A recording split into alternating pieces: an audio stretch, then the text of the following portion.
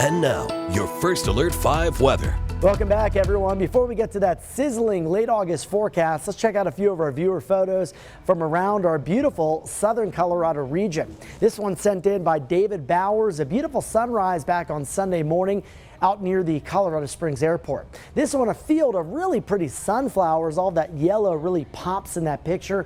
Photo provided by News 5 viewer Molly McKenna. And this is something that is so uniquely southern Colorado. If you've been, you know what I'm talking about. So if you know, you know. If not, I highly recommend checking it out. This is in the Wet Mountains. Bishop Castle photo sent in by Carter. And this one of a beautiful South Platte River. Now, Kim did say when she emailed the photo to the weather team that it's very dry around the river, but in the river you can see still plenty of water flowing through that area. Now, as we look ahead, today's main messaging, it's going to be that hot, dry, windy weather. We saw it throughout the weekend. It'll continue for at least the next couple of days. Today, with that wind, it's going to be coming out of the south through the next few hours, gusting as high as 25 to 35 miles per hour.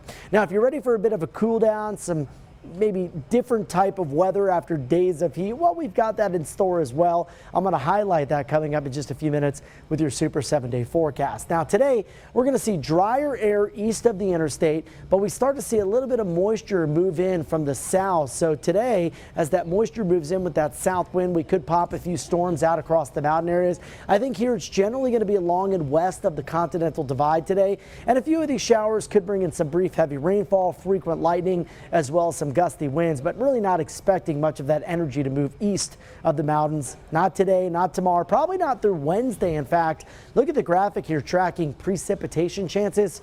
We're down below 10% all the way through Wednesday. Then by Thursday, we start to see that moisture increase a little further. So maybe a spotty hit or miss shower by Thursday afternoon, and then a much better chance for rain on Friday as a cold front drops in from the north. That initiates that pattern change we just talked about a few moments ago. More widespread showers Friday afternoon to Friday night, and some much cooler temperatures as we head towards the start of the weekend. Today, though, we still are baking here in southern Colorado. These highs in the 90s and triple digits, they're about 10 degrees above average for this time of the year. If you have to be outside today, make sure you're taking frequent breaks, seeking out air conditioning if possible, drinking plenty of fluids. 90 in Monument, 99 in Pueblo, 101 La Junta, 93 in the Springs.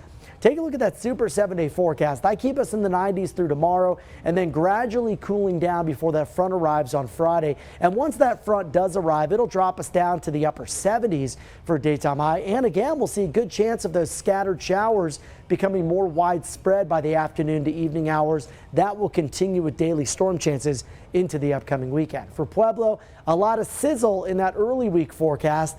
Then as the Colorado State Fair arrives, could be stormy out there by Friday afternoon to Friday evening. Highs from Friday through the weekend in the 80s. Canyon City, I've got at least 4 more days in the 90s. Moisture begins to fill back into the Arkansas River Valley by Thursday. Storms continuing through the weekend. For Woodland Park, 80s here as it'll be warm, dry, and windy through Wednesday. Chance of storms beginning Thursday. More rain through the upcoming weekend. Stay with us. We'll have more coming up on News 5 at noon after this.